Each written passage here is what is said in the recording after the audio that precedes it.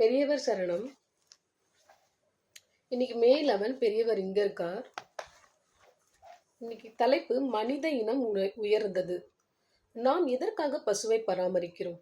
அது நமக்கு பால் கொடுக்க வேண்டும் என்பதற்காக தான்.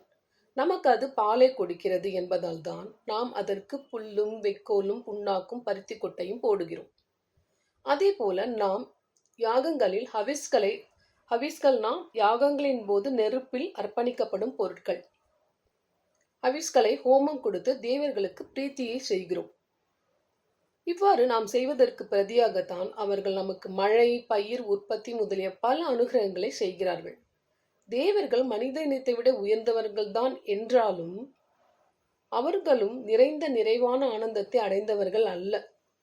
மனித ஜென்மம் எடுத்தே ஞானியாகிவிட்ட ஒருவன் அடையும் பிரம்மானந்தத்தில் 1/1000 கூட தேவர்களுக்கு கிடையாது. பெரியவர் சரணம். தேங்க்யூ.